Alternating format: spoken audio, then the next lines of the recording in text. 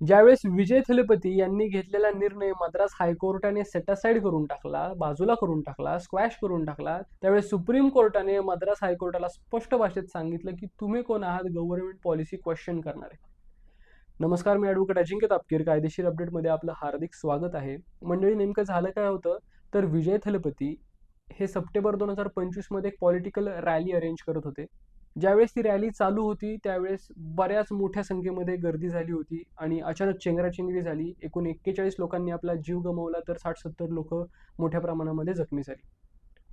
ज्यावेळेस विजय थलपती निवडून आले, ते मुख्यमंत्री झाले, त्यावेळेस त्यांच्या गव्हर्नमेंटने एक निर्णय घेतला की ज्या लोकांचा मृत्यू झाला होता त्या लोकांच्या कुटुंबियांना गव्हर्नमेंट जॉब मिळाला पाहिजे. हाच निर्णय मद्रास हायकोर्टाकडून चॅलेंज झाला आणि मद्रास हायकोर्टाने असं सांगितलं की असे बरेच फायर फायटर्स आहेत, असे बरेच ॲक्सिडेंट्स होतात ज्याच्यामध्ये लोक आपले जीव गमावतात.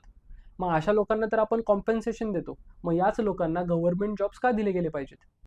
वर्षानुवर्ष असे बरेच लोक आहेत जे गव्हर्नमेंट जॉबसाठी थांबलेले आहेत. आपण त्यांना पहिला प्रेफरन्स देऊन आपण त्यांना गव्हर्नमेंट जॉब्स देऊ.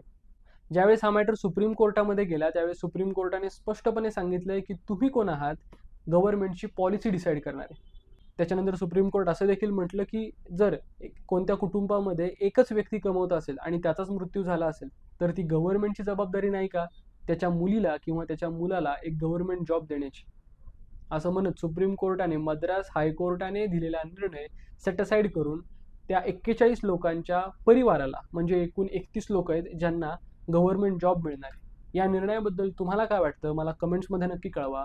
व्हिडिओ आवडला असेल तर चॅनलला सबस्क्राईब करा, व्हिडिओला लाईक करा आणि व्हिडिओला जास्तीत जास्त हाईप करायला विसरू नका. धन्यवाद.